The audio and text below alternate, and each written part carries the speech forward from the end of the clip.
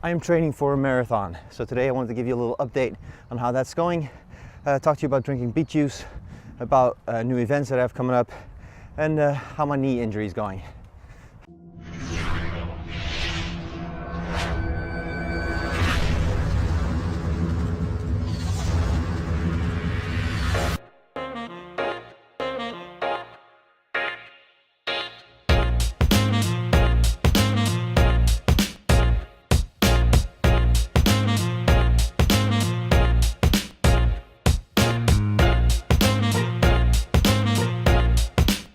I'm training for the Big 5 Marathon in South Africa on June 22nd.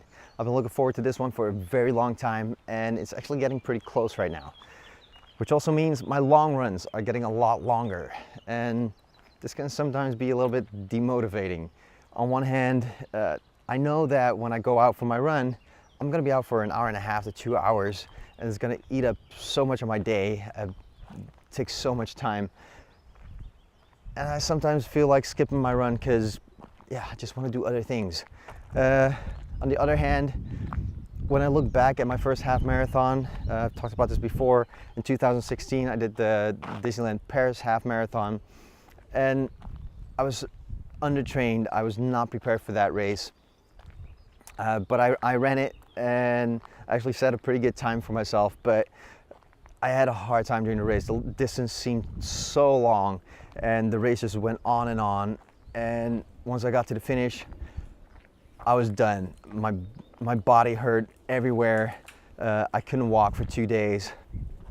So when I look back at that and look at that, the distance that I'm running now on my training runs are the same distance. I'm running a half marathon as a training run. So that actually makes me feel pretty good about myself. Now, and this works for 5K or 10K or whatever you're training for as well. Right now it might seem really tough to run a 5K, and you're training for that and it seems like the longest distance you'll ever run.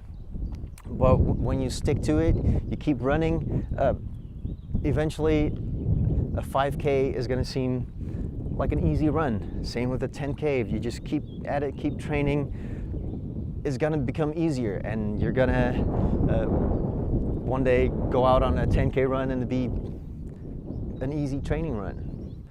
Now, my limit is the marathon though. I don't think a marathon distance is ever gonna be my training run. I will reserve that distance for the challenge of the race. Now, the achievement of running a marathon is something that I never thought I'd do. I've done 3 now. I've signed up for another 3. It's a distance that I can train towards, but I don't feel the need to be comfortable running it. I don't need to run a marathon and feel like I just ran a 10K. I'm fine feeling exhausted after running a marathon and just feeling the accomplishment of running that distance. So yeah, that is where my limit is right now.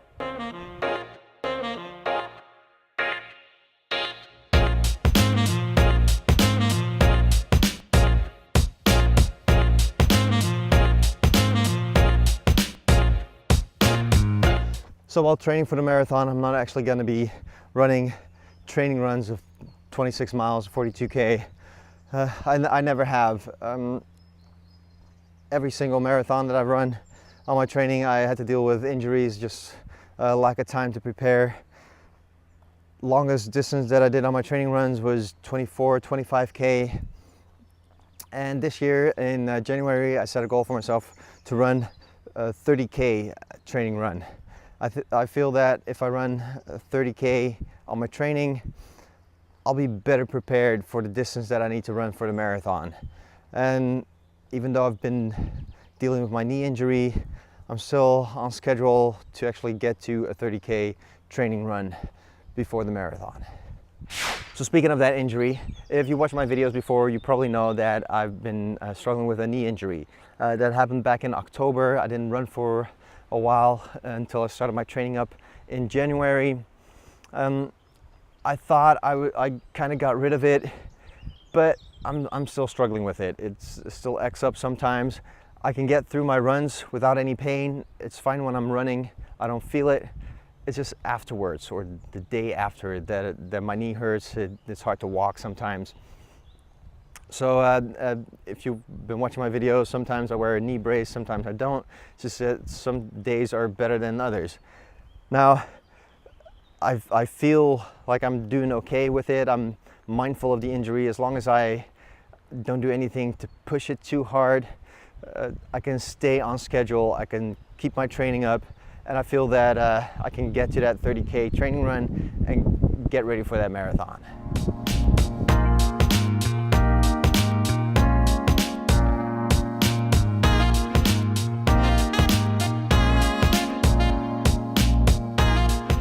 Lately I've been getting a lot of questions about me drinking beet juice. People seem to be very curious about how this is going. Now, I was drinking the beet juice in preparation of the CPC half marathon to see if it would help me out on the race, it would give me more stamina. The race got canceled though, so I never really got to experience if it would have helped me, but I think that it could have. Now, after the race got canceled, I stopped drinking the beet juice because I don't feel that I need it for my training runs. On my training runs, I can do without drinking the beet juice. Now, for the marathon that I'm running in June, I will be picking up drinking it again in preparation for the marathon. So that'd be the week before, and I'll take bottles with me so I can take them before the race as well, so I can see there if it'll actually help me on my run.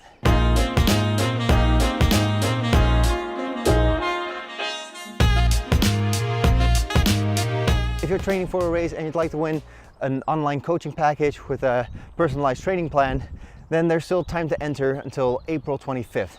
I made a little video about this last week with some more information about that, so check it out if you want to win that.